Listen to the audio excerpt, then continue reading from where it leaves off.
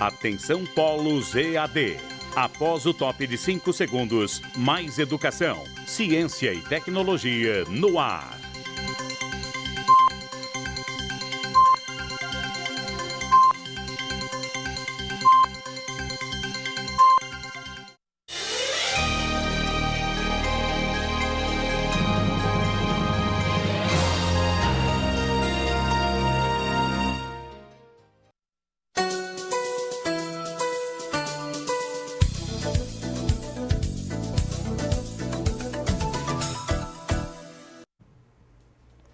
Olá, caros alunos, bom dia a todos, sejam bem-vindos a mais um dia de aula.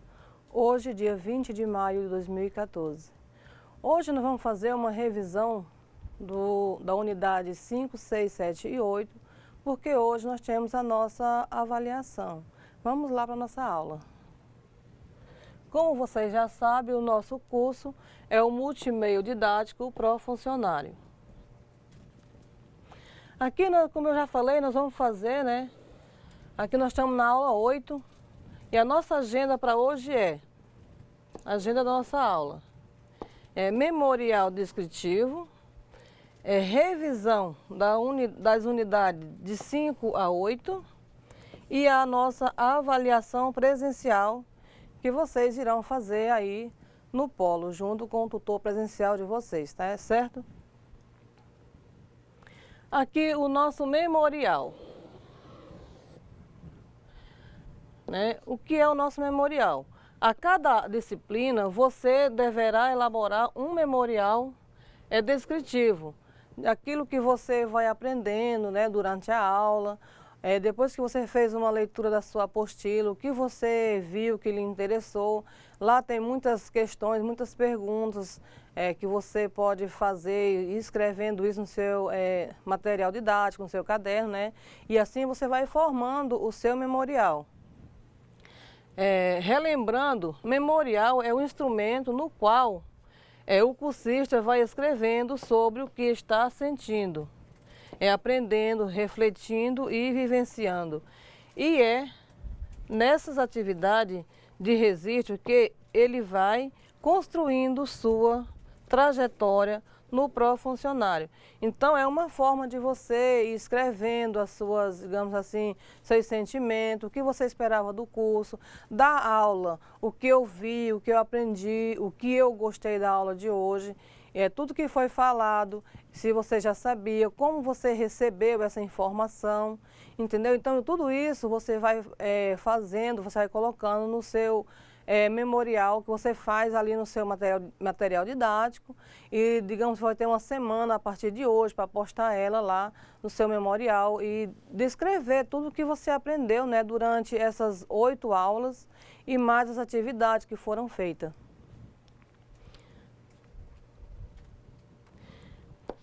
Que é também um registro da história do cursista, Tudo que você aprendeu, tudo que você vivenciou durante todo esses 2 meses, nós tivemos junto aí 2 meses e pouco. Especialmente sobre o que vai aprendendo, Aquilo que você vai aprendendo, você vai descrevendo durante o curso. Tudo deve ser registrado nele como um relato, Você vai relatando o que você vai aprendendo. Descrições, sugestões, sentimentos, propostas, além das atividades dos módulos propostas pelos tutores. Mas para você, o que é o memorial descritivo? Alguns de vocês tenho certeza que já se fizeram essa pergunta, mas o que é esse memorial descritivo? Como é que ele é feito? Então vamos dar uma olhada como é que esse memorial ele é construído? Solta o vídeo.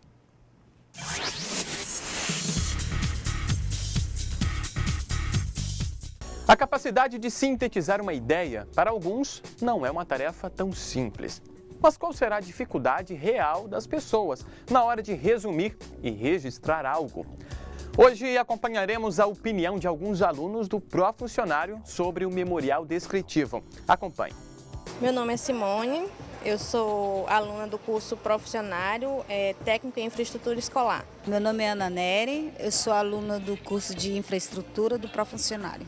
Eu me chamo Rosimar, eu sou funcionária pública, estadual, trabalho no Centro Educacional Maria de Nazaré e estou fazendo o curso de infraestrutura escolar. Você sabe me dizer o que é um memorial descritivo? Sinceramente, eu nunca ouvi falar. Primeira vez foi na primeira aula que eu assisti. E não sei como é, não sei o que é, não sei nem para onde vai. Eu nunca vi falar. A primeira vez que eu vi falar no memorial descritivo foi aqui no curso do Profuncionário. E já estive conversando com universitários que também tiveram dúvida em distinguir o que é um memorial. Memorial descritivo, você vai descrever tudo aquilo que você viu durante a aula.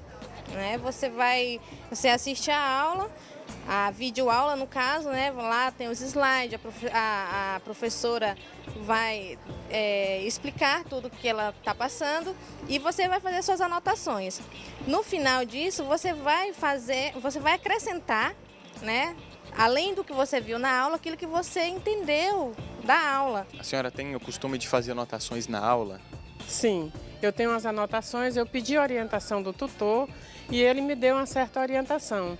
E eu comecei a fazer um resumo de tudo que eu estou estudando e comecei a fazer o memorial, que ele me deu o modelo, me passou o modelo e eu comecei a fazer. Sim, porque não porque era para o memorial, é pela atividade que tem, né? Depois de cada aula tem uma atividade, então eu sempre tinha o hábito de anotar. Na aula eu não procuro fazer anotações, eu procuro observar, né, a aula e procurar entender o assunto. Depois eu vou, né, no material didático, leio, né, e vejo que está de acordo com o que foi explicado durante a aula e aí eu faço minhas anotações e depois eu vou fazer uma leitura, né, do que eu estudei, do que eu anotei e aí eu vou descrever. Qual foi a dificuldade na hora de fazer o memorial? A senhora teve? A dificuldade foi isso, era que eu não sabia como começar, se era um resumo do que eu tinha aprendido, o que era. Eu não sabia, não tinha rumo, qual rumo eu ia seguir, né? Mas aí depois eu pedi a orientação dele, aí eu entendi pela orientação dele que era um resumo de tudo que eu tinha visto. Assim, depois que eu ouvi falar nele, ao meu ver, eu achei que fosse mais ou menos como uma redação sobre o que eu entendi da aula, né? Na aula de hoje você verá que o memorial descritivo não é um bicho de 7 cabeças. Bons estudos e até logo.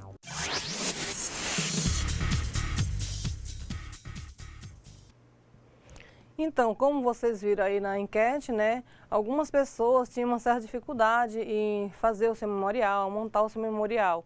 Então, com a ajuda de tutores, eles foram aprendendo a fazer e alguns começaram a perceber que não era um bicho de 7 cabeças, como alguns falaram. Então, é simples você fazer, é algo que você vai fazendo durante todo o curso, fazendo anotações, como a menina falou, que ela nem sempre ela faz anotações na hora da aula, que ela presta atenção na aula. E tudo que ela, digamos assim, que ela entendeu da aula, depois ela vai fazer, também fazendo a leitura do material didático deles. Aqui, muitos cursistas tiveram dificuldades de compreender e elaborar o memorial descritivo, mas o memorial é mais simples do que vocês, no caso, do que vocês imaginam que venha a ser, como ele pode ser feito, né? Ele é simples demais de ser feito, é só você prestar mais atenção, né? É você prestar atenção no professor, fazer leitura do seu material didático. Se você tem dúvida, tira dúvida com o seu tutor presencial. Como a menina falou também no vídeo, foi atrás até de acadêmicos para pedir uma orientação. Então, isso tudo é você buscando o conhecimento, é você buscando uma forma de fazer um estudo, né, diferenciado. Vamos a mais aqui a uma simulação, como fazer esse memorial mais uma vez, para que vocês fiquem cada vez mais craque aí, né, em fazer esse memorial e aprender ainda mais. Maria e Jorge são alunos do Profuncionário. São estudantes aplicados Mas Maria está pensando em desistir do curso, porque não consegue entender como pode elaborar um memorial descritivo. Ô Maria, por que tu tá assim tão triste, abatida, hein? Ai, mano, não tô conseguindo entender esse memorial descritivo. Tô desesperada e acho que eu vou desistir do curso, ó. Bicho, tu é louca? Ó, vou fazer tu entender isso rapidinho, quer ver? Tu assistiu a novela ontem? Claro que vi, tu acha que eu ia perder, era? Tá, então me conta o que aconteceu de interessante. Menino, o Laerte conseguiu se declarar pra Luísa. Daí, a Helena ficou sabendo, ó, e armou o maior barraco. Tu acredita que ainda assim a Luísa defendeu aquele homem? Esse mundo tá perdido mesmo, ó. Então pronto, mulher. O memorial descritivo é exatamente isso que tu acabou de fazer. É você fazer um relato, as memórias dos pontos que você achou mais interessante. Mano, era só isso? Falar com as minhas palavras o que eu entendi de alguma coisa? Então, bora estudar, porque agora eu tô empolgada. Bora fazer esse memorial, ó. Viu só? Maria entendeu que o memorial descritivo é tão simples como ver a uma novela e entender o que se passou. Simples assim.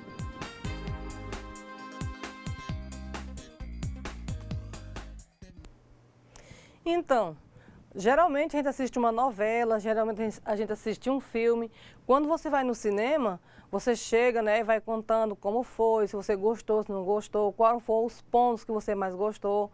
Não é certo assim? Você faz um relato de tudo que aconteceu no filme, na novela de ontem, o que aconteceu ontem, durante o dia todo, você vai conversar com alguém, você não lembra? Então, o memorial é também assim, é você lembrar, é você fazer uma reconstrução do que você viu, do que você aprendeu, fazer um comentário assim, né, em cima daquilo que você aprendeu, do que você viu. Então, vamos aqui. Memorial. Portanto, o memorial é um relato destacando os pontos mais significativos com relação ao módulo para o desempenho profissional do cursista. Apresentação das dificuldades, facilidades na realização das atividades, bem como dos melhores momentos nos encontros presenciais. Então, é tudo aquilo que você viu, o que aconteceu na aula, tudo que foi falado, que você estudou na sua apostila. Você vai fazer um relato de tudo aquilo, fazer um apanhado de tudo aquilo que você ouviu, que você viu, que você aprendeu e colocar no seu memorial. Portanto, você não precisa estar lá todo dia, lá indo no memorial e escrever.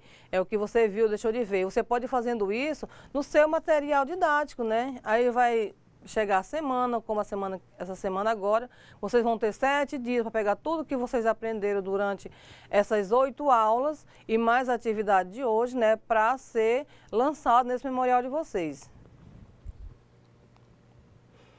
Revisão das unidades de 5 a 8. Como nós fizemos a outra revisão, né, da unidade de 1 a 4, hoje também a gente está revisando, fazendo uma revisão aí, né, das aulas 4, 5, 6, 7 e 8. O objetivo, reconhecer, né, o crescimento da escolaridade dos funcionários de escola, né, nos dias atuais. Como é que anda, né, o conhecimento desses funcionários, né, de escola, que trabalham ali, não de fato dentro da sala de aula, mas são educadores. Conhecer o papel dos funcionários como educadores, analisar os princípios orientadores da gestão democrática. Como nós falamos na aula passada, vivemos numa democracia, né, que todos participam da escola, uma democracia escolar, né, todos juntos por uma educação de verdade. E aqui nós vamos ter mais um vídeo para colaborar ainda mais, né, com o aprendizado de vocês, como vocês vão fazer, ver melhor, né, a aula 5, 6, 7 e 8. Nesse vídeo vocês vão ver um resumo ainda mais apanhado de tudo que foi falado nessas 4 últimas aulas. Aqui eu me despeço de vocês, quero dizer que foi muito bom o tempo que nós passamos juntos e até uma próxima, quando a gente nos encontrar aí pelas avenidas, pelas ruas da cidade, da região aqui de Rondônia. Até a próxima, tchau! Olá, estamos hoje na nossa segunda videoaula, onde trataremos das 4 últimas unidades do nosso material didático. Falaremos de questões que abordamos na aula passada, como a questão do funcionário se conceber cidadão, educador, gestor, mas há uma questão fundamental na nossa aula de hoje, que é a temática da unidade 7, onde ela faz o seguinte questionamento: funcionários de escola, profissionais valorizados ou servidores descartáveis? Teremos também na nossa aula de hoje a escuta da fala da gestora e da coordenadora pedagógica daquela mesma escola municipal de Natal, onde nós ouvimos a fala dos funcionários. Será que essas duas profissionais estão empenhadas em inserir esses profissionais de escola no contexto desses projetos pedagógicos? A nossa videoaula de hoje, ela traz a seguinte temática: funcionário da escola, cidadão, educador, gestor e profissional valorizado. A ideia é que ao final desta formação, o funcionário da escola possa se sentir, de fato, consciente de que ele é parte importante dessa construção, que é coletiva. Já falamos aqui na aula passada que todos esses processos escolares, eles têm um resultado a partir de uma ação coletiva, e esse funcionário precisa se compreender também como gestor, como educador e como cidadão. E é interessante que quando falamos em cidadania, falamos em formação, falamos em conhecimento, falamos também em acesso à formação continuada.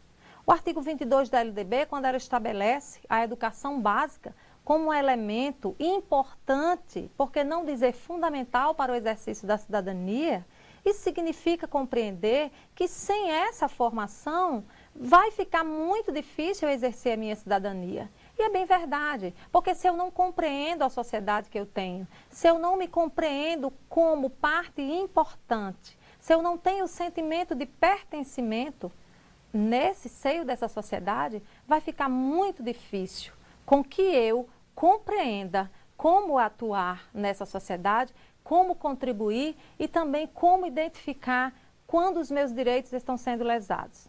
Selecionamos aqui um slide que vai mostrar a questão da formação, né, dessa qualificação desses funcionários de escola a nível de Brasil. Vejamos. É justamente a unidade 5 que ela vai trazer essa temática funcionário, em primeiro lugar, cidadão. Mas vamos ver, a nível de Brasil, como é que está a formação desses funcionários. Vejamos. Situação atual da escolaridade dos funcionários no Brasil. De 1,2 milhão de funcionários, nós temos 250 mil com fundamental incompleto. Fundamental completo, nós temos 350 mil. Com ensino médio, 350 mil também. Profissional médio, apenas 50 mil. E superior, 200 mil funcionários. Se nós formos fazer uma análise geral de 1,2 milhão, nós vemos, gente, que há ainda muito caminho a ser percorrido. É muito interessante nós vermos que ainda é baixa a escolarização hoje desses profissionais. Porque quando a LDB estabelece escolaridade básica, ensino básico, ou, que, como a gente mesmo diz, educação, é o básico. Então precisamos cada vez buscar mais. E o exercício da cidadania passa por essa busca da formação continuada, né? É interessante na fala, até mesmo dos cursistas, nos fóruns, nos chats, quando eles dizem assim, eu preciso ser convidado, eu gostaria que a gestora me convidasse a participar das reuniões, mas você tem que exercer seu papel de cidadã, dando o primeiro passo, né? Buscando, perguntando, questionando, dizendo, olha, eu quero fazer parte, porque eu me compreendo desta forma. Em seguida, nós vamos ver sobre a questão que o o autor do material didático, o professor Molevade, ele coloca muito bem e eu penso que ele sintetiza muito bem essa ideia, essa importância da formação continuada para o exercício da cidadania. Ele diz, sem dúvida, a conquista da cidadania dos funcionários passa pela educação permanente. Então, todos vocês que estão hoje no pró-funcionário, que estão buscando esta formação, vocês estão conquistando gradativamente a cidadania de vocês. Vocês estão deixando de ser ocupadores de funções para se compreenderem profissionais conscientes que devem ser respeitados e que devem ter melhores condições de trabalho e que cada vez que vocês buscam mais conhecimento, vocês vão compreender mais a realidade que tem e, obviamente, vão poder interferir mais nessa realidade. Porque eu não tenho como interferir numa realidade que eu desconheço. E para conhecer, saber como é que as coisas se dão, eu preciso realmente me formar, buscar informação, estudar mais, ler mais, buscar mais conhecimento. Como nós já falamos aqui, o artigo 22 da LDB, ele vai fazer isso, ele vai assegurar isso, ele vai dizer, ele vai mais uma vez, né, fortalecer esse entendimento de que o exercício da cidadania passa pelo conhecimento, passa pela formação continuada. Em seguida, nós vamos ver também que o pró-funcionário, né, isso está muito claro no nosso material didático, a proposta é de que haja, né, uma formação que esses funcionários sejam habilitados, eles sejam especialistas na função que estão exercendo. E o pró-funcionário traz essa proposta. Vejamos, técnicos em gestão escolar, técnicos em multimeios didáticos, técnicos em alimentação escolar, técnicos em meio ambiente e manutenção de infraestrutura escolar. Vocês vão ver que vocês aqui, o próprio título já diz, da disciplina, isso aqui são disciplinas que vocês ainda vão pagar, vocês agora estão fazendo as disciplinas que são afins a todas essas formações, mas depois vocês vão estar participando de disciplinas, vocês vão estar se matriculando nas disciplinas que são, de fato, que vão dar base para vocês exercerem a função na qual vocês estão dentro da escola, e vocês vão ver que vocês vão ter o quê? Conhecimento técnico, que é preciso. Para eu me compreender educador, não necessariamente eu preciso compreender que se eu tratar bem um aluno, eu já vou estar sendo um educador. Tratar bem um aluno é uma responsabilidade minha que eu tenho que ter, eu tenho que tratar bem todas as pessoas. Mas além de tratar bem o aluno, eu preciso, enquanto educador, ter conhecimento técnico. Eu tenho que ter habilitação e eu tenho que ter conhecimento técnico da função que eu exerço. Às vezes as pessoas não dão muita importância a isso, mas é muito sério. Você imagina uma pessoa que está preparando um alimento escolar se lhe falta o conhecimento técnico. Uma pessoa, muitas vezes, quantos alunos, quantos estudantes são prejudicados porque quem está fazendo a escrituração escolar está fazendo uma cópia de algo que ela nem entende o que é que está acontecendo de fato. E aí são vários problemas que nós presenciamos dentro das escolas. Mas com o pró-funcionário, você vai sair habilitado, você vai sair com conhecimento técnico para desempenhar muito melhor uma função que você, que é responsável, que tem compromisso, já desempenha bem.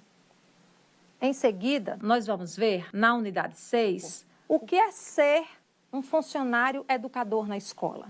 Esse pensamento é interessante quando a gente começa a estudar, quando a gente começa a ler, e então a gente começa a fazer as nossas próprias construções, e é interessante que eu tentei aqui sintetizar o que seria, dentro dos estudos que fizemos no nosso material, o que seria ser educador funcionário educador. Vejamos, ser educador na escola implica na consciência de que o ato de educar ultrapassa a sala de aula e os muros da escola.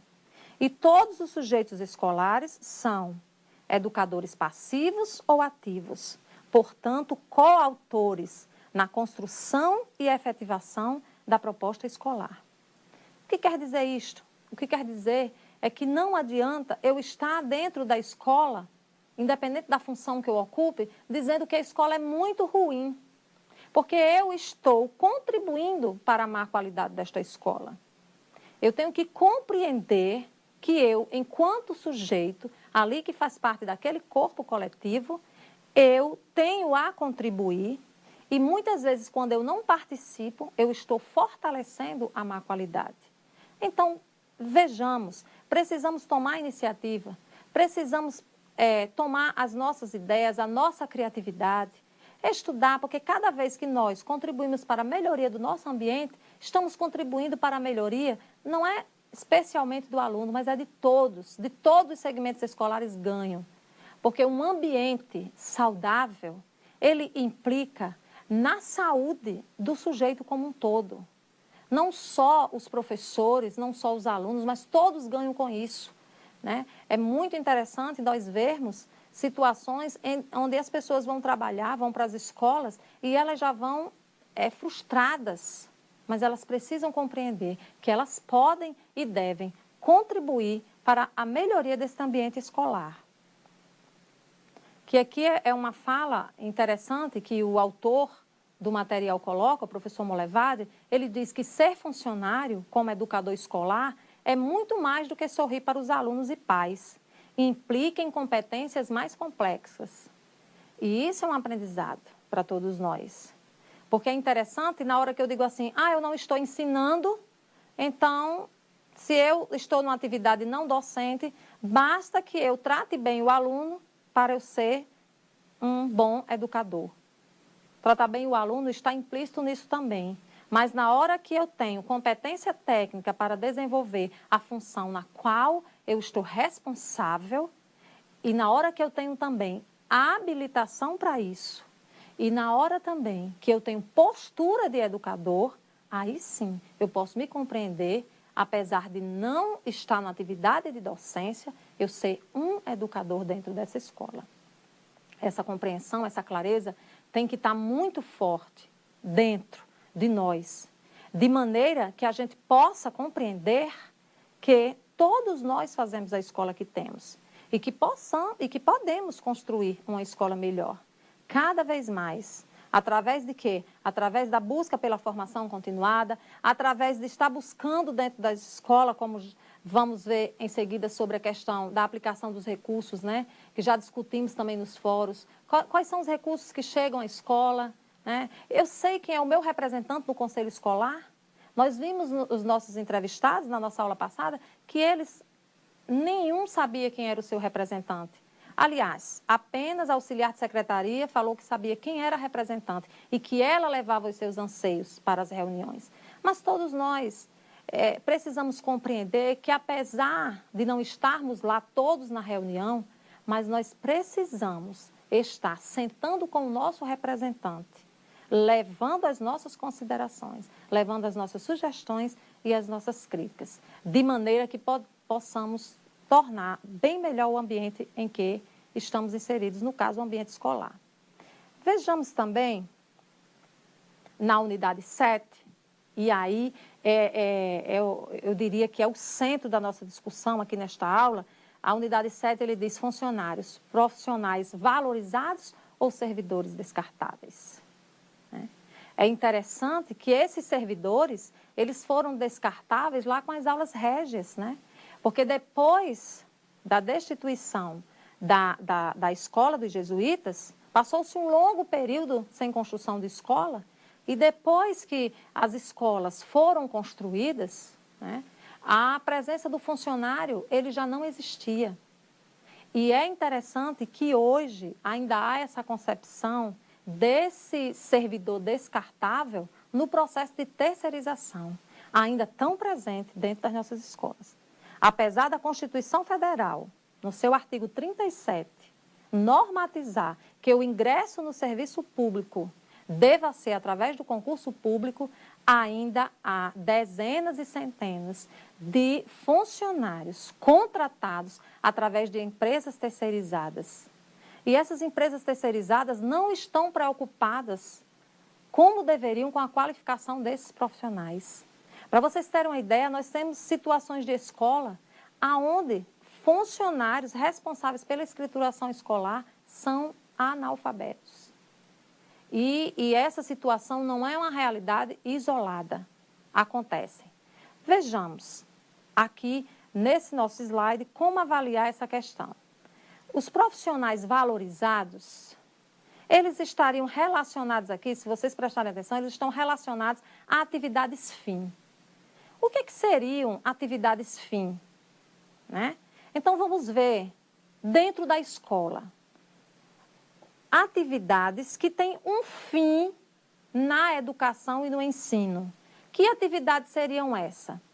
De um modo, assim, a gente falando, a gente pensando rapidamente, a gente vai dizer, não, só quem tem uma atividade fim dentro da escola para o aluno aprender e desenvolver-se é o professor e o coordenador pedagógico. Então, esses dois profissionais, eles são hoje valorizados dentro das escolas porque ainda há essa concepção de que as atividades que eles exercem são atividades fim no ensino, são atividades fim na educação do aluno. E as demais atividades, como o preparo da merenda, o controle da entrada e da saída do portão, né? A atividade da escrituração escolar, são atividades meio, né? E dessa forma, essas atividades meio, elas não são valorizadas como deveriam. Mas, na verdade, o autor do nosso material chama a atenção dizendo que o objetivo maior da proposta não é o ensino, mas é a educação. E pensando nessa concepção de educação, não vamos mais entender que existam, dentro da escola, atividades fim e atividades meio. Ou seja, atividades mais importantes dentro da perspectiva do ensino ao aluno, do desenvolvimento desse aluno, e atividades menos importantes. Vejamos aqui, as atividades meio, elas são mais ligadas para a terceirização, e isso é uma visão tradicional. Veja aí o que é que Monlevade fala, módulo 1, ele diz assim, em nossa forma de conceber a escola, não existem atividades fim e atividades meio, porque o objetivo da escola não é o ensino, mas a educação em sua totalidade. Todos também são gestores, porque a gestão, hoje, não é uma atividade meio, ela é intrinsecamente pedagógica. Olha, gente, que coisa interessante. A atividade hoje dentro da escola, seja ela de docência ou de não docência, ela é uma atividade que o autor coloca muito bem, ela é uma atividade de gestão educacional. Isso ele está querendo dizer que todos nós, ele está fazendo essa chamada, que todos nós somos gestores. Esteja eu limpando a sala de aula, esteja eu preparando a merenda, esteja eu responsável pela escrituração do aluno, todos nós somos gestores. Já não existe mais essa concepção de que o diretor é quem dirige a escola, mas há uma chamada para um coletivo dirigente. E se todos nós somos gestores, isso quer dizer que se a minha escola está hoje com um ensino de má qualidade, com uma formação de má qualidade, eu também sou responsável por esses resultados. Porque é interessante também a gente ver, voltando um pouquinho para essa questão das atividades fim e atividades meio, para que o sujeito aprenda, ele precisa ter as mínimas condições de ambiente. Ele precisa estar num ambiente saudável, num ambiente limpo, né? Ele precisa estar bem alimentado. A gente sabe que todas essas questões são importantes e que acabam, de certa forma, acelerando ou dificultando, atrasando o desenvolvimento destes alunos. Então, não vamos esquecer, todos nós temos a mesma importância, a mesma responsabilidade e todos nós, independente das atividades que ocupamos, somos coparticipativos, somos cogestores nessa proposta da gestão democrática. Mas vamos ouvir a fala da gestora e da coordenadora pedagógica daquela escola onde ouvimos os funcionários? Será que essas duas profissionais, elas têm essa compreensão dessa importância de que todos são corresponsáveis pela gestão escolar? Vejamos. Eu compreendo que a participação dos funcionários no processo educativo do aluno, hoje, ainda não acontece do jeito que ele deveria acontecer. Os funcionários, muitas vezes, eles acabam não entendendo que eles também são educadores. Eles acham que são funcionários que estão aqui para trabalhar na secretaria, que estão aqui para trabalhar no apoio, mas Aluno não pertence a eles, alunos pertencem a professor, coordenador e direção. Dentro do próprio PPP da escola existe a participação do funcionário enquanto educador, né? Uma tentativa nossa, enquanto escola, de fazê-los compreender. Então, eles são convidados a participar e até participam, mas aí assim, começa e daqui a pouco vão relaxando, esquecendo, e a gente tem que estar toda hora lembrando daquele compromisso que foi inicialmente firmado. Só que muitas vezes, no decorrer do ano, as coisas se diluem e acabam sem acontecer. A relação dos funcionários na aprendizagem dos alunos é muito importante porque eles estão recebendo os alunos, estão pautados nos valores e nas 4 pilares da educação, que é aprender a ser, aprender a conhecer, aprender a conviver e aprender a fazer. Dentro da escola, os mecanismos facilitadores para que os funcionários participem desse projeto é através do diálogo, das reuniões de pais, de professores, reuniões pedagógicas que eles podem estar participando e atuando junto com os demais funcionários. Que eles não participam devido a inúmeros fatores dentro da escola e da própria consciência de estar participando desse processo. A fala da diretora e da coordenadora pedagógica nos traz uma certeza de que elas têm consciência da importância de estar fazendo essa inserção de todos na gestão da escola.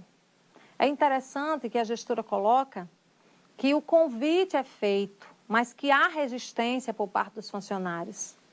Aí nós vamos lembrar da fala dele. Eles dizem, nós não somos convidados. Aí ela fala, nós convidamos e eles não comparecem. Ah, gente, essa realidade é muito comum. Essa coisa de dizer assim, eu convido, mas não vem. Ah, eu não vi o convite, estou esperando pelo convite. Isso é comum. O que deve acontecer, o que é necessário acontecer, é o diálogo. Na hora que eu não me sinto convidada, eu chegar lá, na direção da escola, na equipe gestora, e dizer, olha, a reunião já aconteceu ou vai acontecer, eu quero participar. É interessante, porque nós sabemos também que há resistência de um lado e de outro. Há pessoas que acham que participar dessas reuniões é um trabalho a mais, é uma preocupação a mais. Quando se pensa assim, ainda a pessoa que pensa dessa forma, ela ainda está com a ideia de ocupar uma função. Ela não está ainda com a consciência formada de que a chamada é para que você seja um profissional consciente e valorizado das suas responsabilidades e dos seus direitos.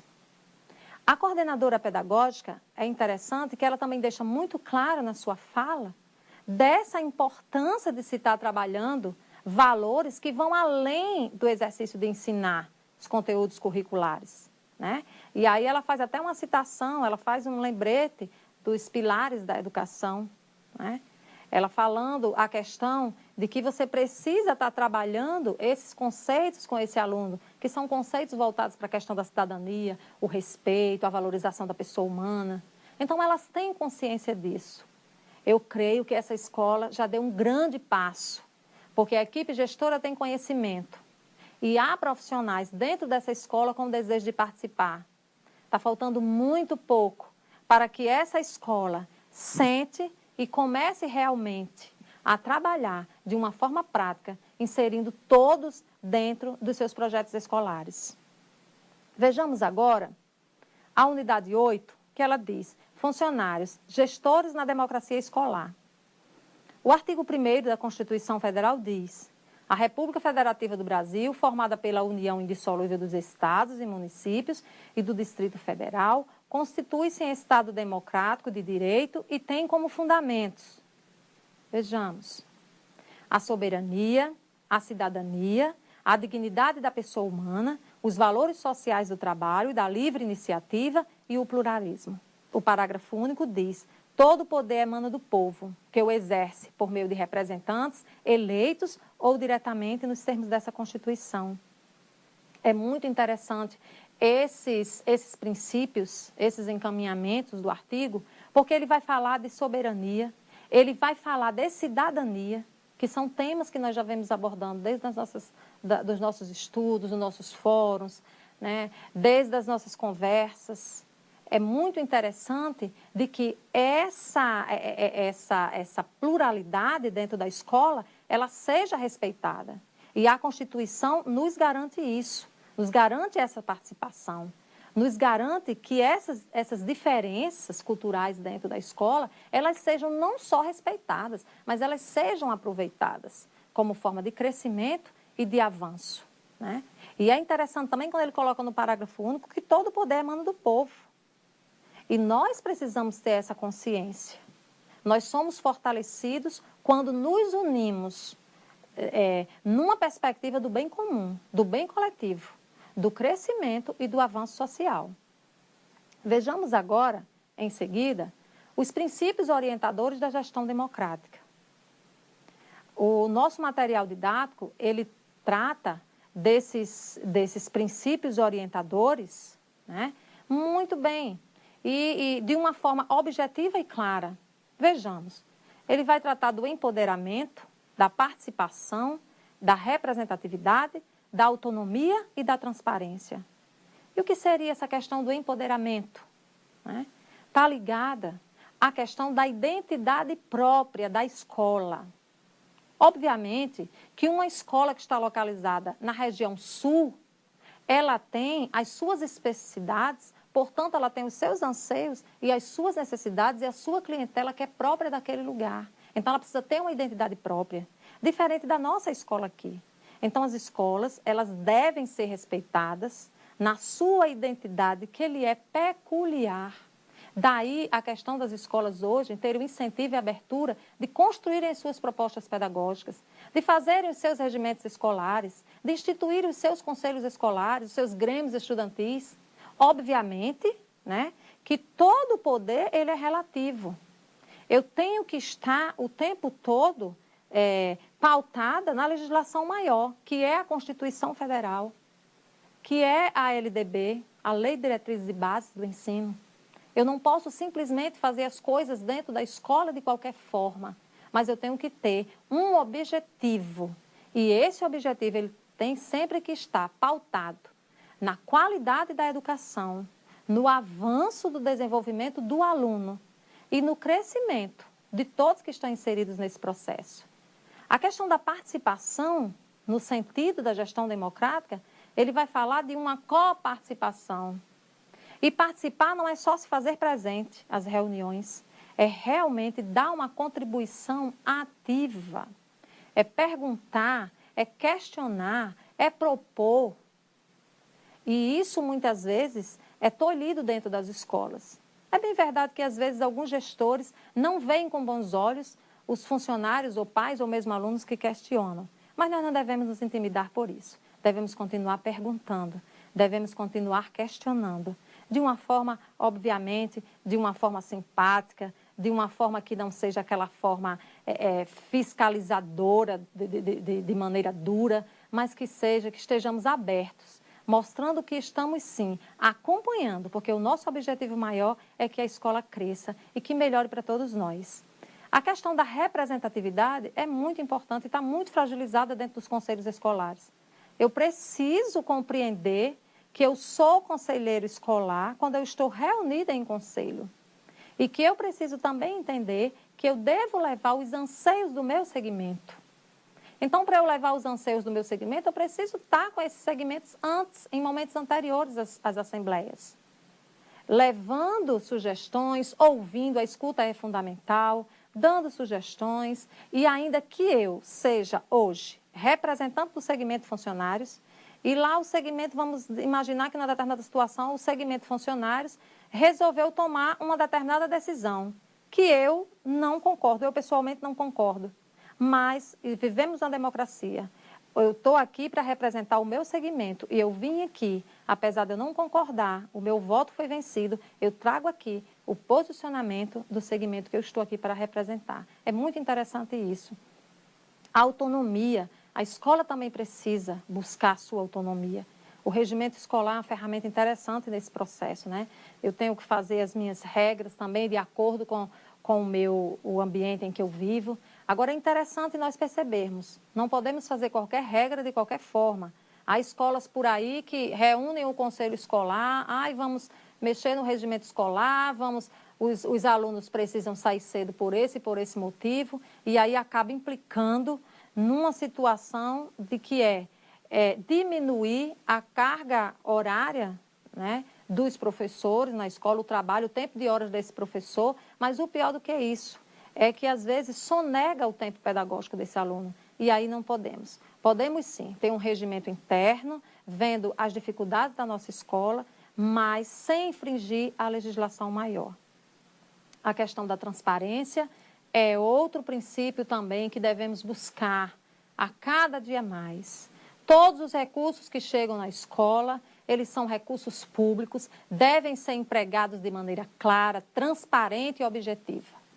Como bem colocamos aqui, transparência significa informação pública. Eu preciso deixar claro, eu preciso ser transparente enquanto gestor, enquanto funcionário, enquanto cidadão escolar. Eu preciso ser transparente nas minhas ações. E eu preciso compreender também que quando o colega faz alguma pergunta relativa a algo que é público, eu tenho que aceitar e que entender que eu não sou senhor ou senhora daquela situação. Eu preciso entender que o que é público precisa ser transparente. E nós não devemos jamais nos aborrecer, como vemos dentro das escolas, pessoas aborrecidas com um ou com o outro, porque fazem perguntas sobre, muitas vezes, um recurso que foi aplicado equivocadamente ou que não sabe como foi aplicado. Não podemos nos deixar abater por essas situações, nem deixar de questionar por causa dessas posturas. Vejamos agora essa reflexão, e é com esta reflexão que nós vamos encerrar a nossa aula. Uma reflexão que me chamou muito a atenção. Maria Faustina educou-me, ensinou-me com sua vida que a escola é lugar de cultivar felicidade. Eu era professor, ela funcionária, mas em contato com ela fui educado por ela, assim como por tantos outros funcionários. E é essa proposta que nós trazemos, que nós possamos fazer diferença na vida um dos outros, nos tornando pessoas melhores, profissionais melhores, seres humanos mais saudáveis, porque desta forma teremos um ambiente escolar mais produtivo, mais saudável e com certeza atingiremos os nossos objetivos, que devem sempre estar focados no desenvolvimento pleno desses alunos, que são hoje, né, estão hoje sobre a nossa responsabilidade.